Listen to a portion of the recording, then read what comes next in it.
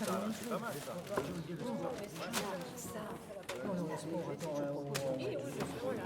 C'est pas ça, bonne question.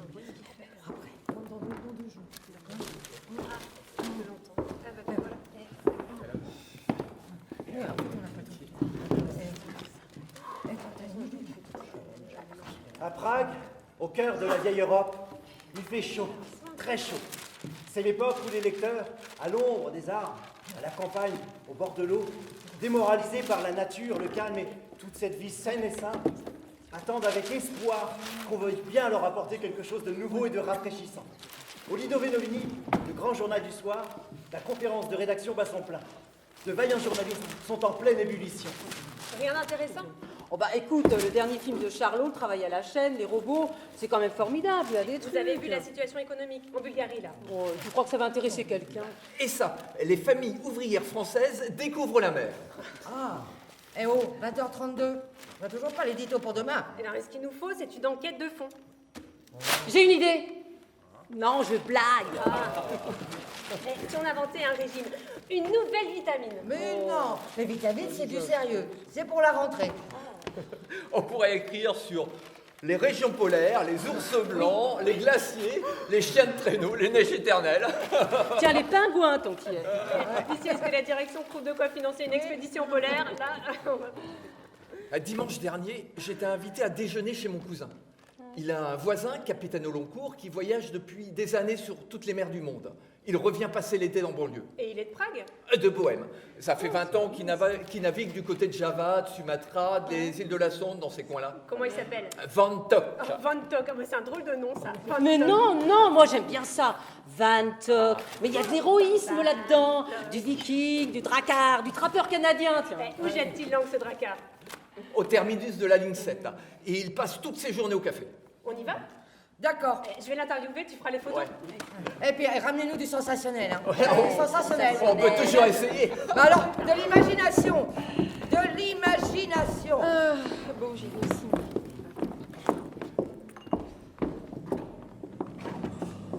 Les voilà partis. Valentin Tchanek et Julien Krakati sont collègues et complices depuis 5 ans.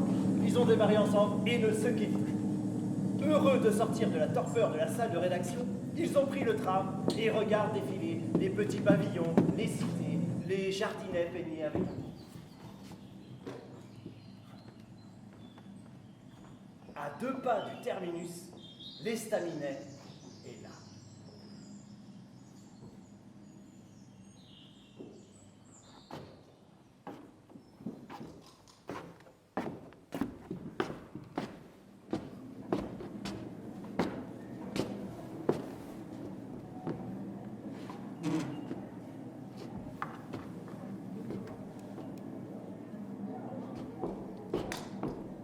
Vous reprendrez bien appui quelque chose, capitaine. Tiens, une apocalypse, ça vous dirait? C'est nouveau? Non, c'est de l'alcool de rotative. Et une grenadine, alors? Une grenadine. Mais vous êtes malade ou quoi, capitaine? J'ai du vague à l'âme. Alors, un vague à l'âme. Un. Mademoiselle? Mina. Mademoiselle Mina. Mademoiselle Mina.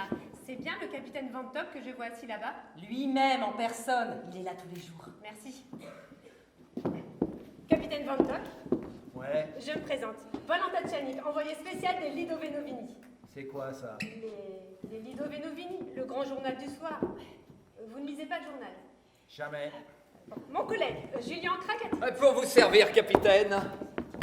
Godam bullshit, moussaillon! Tu me ranges cet appareil. J'aimerais vous poser quelques questions. Qu'est-ce que vous voulez savoir? Vous êtes né à Prague. À Jeffco, Jeffco, bien loin de la mer. Comment êtes-vous arrivé à cette vocation? par Hambourg. Par Hambourg, mais encore. Vous connaissez pas Hambourg, ma petite dame? Si, bien sûr. Depuis combien de temps êtes-vous capitaine? 35 ans. 35 ans. Vous avez dû en voir du pays, Ouais. mais encore. En général ou en particulier? En particulier, racontez-nous ça. Java, Bornéo, Malaisie, Philippines, Samoa Island, Fiji Island, Caroline Island, Salomon Island. Ah! D'un bloody hell de foutu bordel d'Island. Katavouj Narakatit. Vous êtes de la police? Voyons, capitaine, nous sommes journalistes. C'est un peu pareil, non? Vos voyages, ça intéresse les gens, vous savez. Vous croyez? Alors écrivez. Julien, Capitaine Van Tok, capitaine du Kandong Bandong, un navire basé à Surabaya, Indonésie. Retour au pays. But du voyage, vacances. Allez, on range ça, Moussaillant. On va boire un coup. Mina, tu nous mets ça, là. Voilà.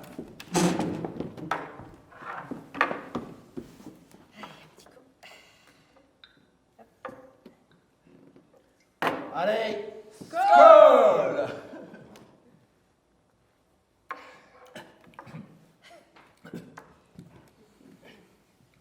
Vous avez de l'argent?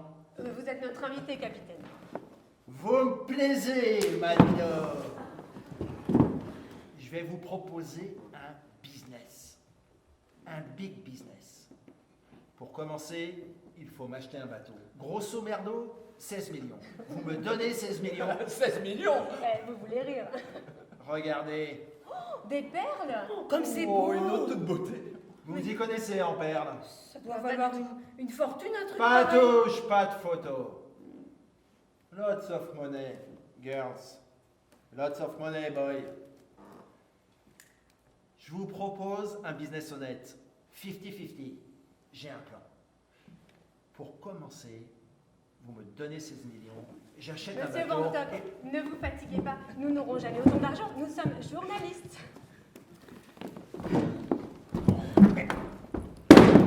Assis. Toi, Camol Ramoni. Salsifie. Vers de terre. Alors comme ça travaille dans un grand journal et ça n'a pas un sou. Et si vous n'avez pas d'argent, vous connaissez au moins du volage. Alors vous allez me présenter un banker, un shipper, un armurier. Un armateur. Un armateur. Oui, je vous remercie. Un armateur, j'avais sur le bout de la langue. J'ai jamais fait de reportage chez un armateur. Mais il n'y a pas d'armateur à Prague. Bah si, Monsieur Bondy. Quoi, monsieur Bondy? Bah oui, c'est le président directeur général de la MEAS. Oh, il est riche ici, Monsieur Bondy. Méas. Et c'est quoi ça? Un MEAS, métallurgie, Énergie. aéronautique, Service. C'est un PDG, tout ce qu'il y a de plus moderne. Et un capitaine aussi. Un capitaine. D'industrie. Un capitaine d'industrie. Bah oui, bah tout le monde le connaît, Monsieur Bondy. Et Universal Robot, c'est lui. Le surcarburateur à fusion nucléaire, c'est lui. Et toutes ces choses modernes qui changent nos vies, bah, c'est lui, attendez. Bon, j'ai un plan. Bon, excusez-nous, capitaine, on doit y aller. Bonne chance, capitaine. Et j'ai un plan. Recommandez-moi. Bonne chance, capitaine. Bondy. Il y avait un Bondy dans ma classe à Jeffco. Un minus à lunettes. Le fils du marchand de torchons. Et il serait devenu capitaine d'industrie. Dame Van Kroken.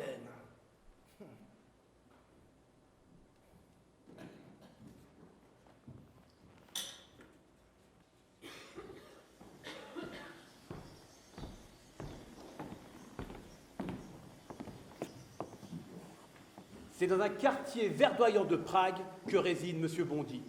Au fond d'un parc, dans un manoir précédé d'un majestueux vestibule et flanqué d'un gracieux escalier. Mais de l'extérieur, derrière les grilles de ce luxe, rien n'est apparent.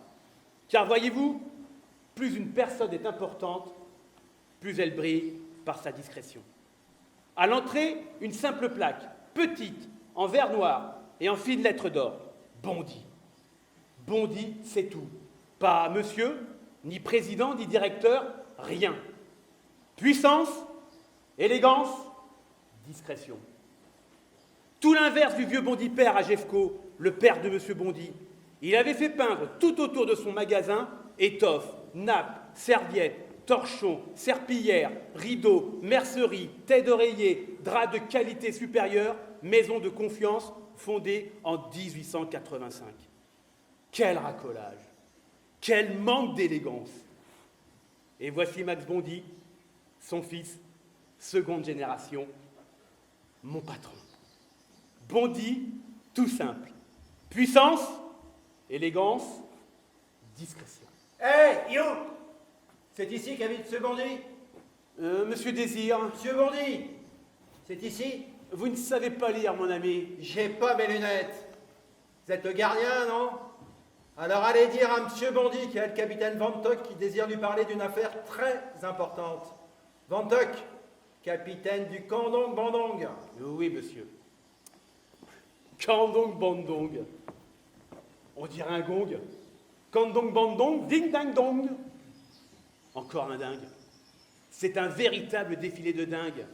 Des dingues riches. Des dingues pauvres. C'est incroyable comme l'argent attire les dingues. Vais-je l'annoncer? Non. Je vais lui dire que M. Bondy est en déplacement. Après tout, oui. Je vais l'annoncer. Je prends ça sur moi. Ça fera une distraction à ce pauvre M. Bondy qui est occupé nuit et jour comme un forçat à sa table de travail. Monsieur Bondy, excusez-moi de vous déranger dans votre travail. Un certain capitaine Van Tock sollicite un entretien. Merci Marek, faites-le entrer. Capitaine, par ici, je vous prie. Very glad to see you, Captain. How are you? Please, come in, come in. Bien le bonjour, Monsieur Bondy. Vous me reconnaissez pas? Van Tock, Jeffco, le fils du marchand de graines. Oui, Jeffco, vous êtes le fils Van Tock. C'est moi. Ah oui, celui qui me flanquait des raclés à la récréation. Et c'est Oui. moi. Comme vous étiez grand. Hein. Qu'est-ce que je vous mettais, hein? Vous vous souvenez, hein? Je vous courais après dans la rue et tout d'un coup, je vous criais dans les oreilles « Loup-garou !» Et vous faisiez de ces mots. Ah, oui. Après, je vous frottais les oreilles. Vous vous souvenez? C'est qu'il n'était pas bien costaud à l'époque. Un jour, je l'ai foutu dans le canal. Trempé, vous étiez, trempé. Vous vous souvenez? Oui, c'était le bon vieux temps. Ah, oui. Quel bon vent vous amène, cher ami. Big business, Monsieur Bondy. Big business. Un Une cigare? affaire en or. Ah oui. Ah, oui, merci, Monsieur Bondy. Ah, Monsieur Bondy. Une affaire, encore une affaire. Il va sans doute m'expliquer qu'il veut importer des machines à coudre en Tasmanie ou je ne sais quoi. Parle-moi de Simbad le marin, des îles Phénix, fais-moi rêver. Alors, cher ami, Big business, Monsieur Bondy. Big business. Tadamasa. tenez-moi quoi? Sacré petit bonhomme. Tanamasa. Vous avez un globe? Un globe. Un globe terrestre, une map monde, un truc dans ce moulin? Marek, Venez voir, Monsieur Bondy. Vous voyez l'équateur, hein, Monsieur Bondy? Et le petit point sur l'équateur, là, c'est l'île de Tanamasa.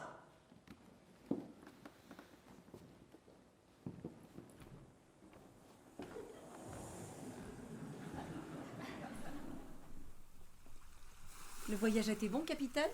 Vous prendrez bien quelque chose? Ça va, mon petit bigorneau? Qu'est-ce qu'il y a à boire sur cette foutue île? Un direct KO, ça vous dirait? C'est nouveau? Non, c'est du rhum à 90.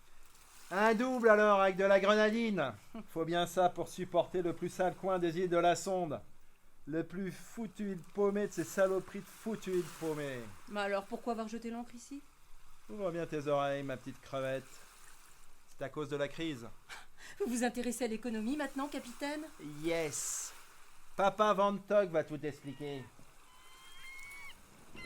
Avec la crise, les gens se méfient des banques. Alors ils placent leurs magots dans l'or, les diamants, la perle. Du coup, Amsterdam, c'est Monsieur Bondy. Capitaine Van Tock, c'est non, Formose, c'est fini. Il faut trouver du nouveau. Il faut vous rendre dans ces îles où personne ne va. Du nouveau. Il y a bien un nouveau bordel à Palang. Ça, ouais. Mais à part ça, rien. Dis-moi, il n'y a pas un coin où les gars d'ici vont pas pêcher, un coin où il resterait 3-4 coquillages à perdre? Ben, il y aurait bien des Bay. Mais personne n'y va jamais. Des Villemets, c'est quoi ça? Il y a des requins? Oh non, pire que des requins, des diables de mer. Qu'est-ce que c'est que cette histoire de diable? Ils ont une ville sous l'eau, ils sont là depuis toujours. Ils sont pas dangereux, mais faut pas les déranger. Des diables? Non mais qu'est-ce que tu racontes, ma petite loutre de mer? Un diable peut pas vivre dans l'eau. Qu'est-ce qu'un diable irait trafiquer dans l'eau, je te le demande? Un diable, ça aime le feu, les flammes, tout le monde sait ça. Allez, dis-moi, des Villemets, c'est où? On n'y allait pas, capitaine. C'est interdit. Interdit? Ah, tu vas voir si j'ai peur des diables, moi. Des diables, non mais... Juste après, je rapproche le bateau, je détache le canot et je débarque enfin sur cette foutue plage de Desvillemets. Au passage, j'avais embarqué un plongeur cingalais qui passait par là. Arrivé près de la plage, je lui dis « Vas-y, plonge et ramène-moi 2-3 perles. » Le cingalais, il saute. Je compte 1, 2, 3, 4... Ah, 5! Il jaillit hors de l'eau comme un fou, il avait les yeux qui lui sortaient de la tête. Il claquait des dents, il était hystérique. Sahib, Sahib, Sahib. Ben, qu'est-ce qui se passe? Sahib, Sahib, il y a des diables là-dessous. Qu'est-ce que tu racontes? C'est quoi cette histoire de diable? Ah, ils sont hauts comme ça, Sahib. Ils sont des centaines. Ils marchent au fond de la mer. On dirait des enfants de 12 ans. Ils sont blancs, noirs, jaunes, verts, dorés. Ah, et puis ils ont des yeux très gros et écartés. Et puis une bouche qui sourit tout le temps. Un sourire horrible, Sahib, avec des petites mains sur le devant qui bougent sans arrêt. Ils marchent au fond de la mer en se dandinant. Ils sont des centaines, Sahib, des centaines. Et boum, le voilà qui tombe dans les vagues. J'essaye de le réveiller. 1 fois, 2 fois, rien à faire. Du coup, je le prends sur mon dos et je le cherche sur le bateau. D'un vent troquenne, qu'on vienne pas me dire qu'il y a des diables que je connais pas. Moi, monsieur Bondy, je suis prêt à aller en enfer pour voir ce qui se passe. La nuit suivante, je reprends le canot et je débarque tout seul à Desvillemets. Je cherche à droite, à gauche.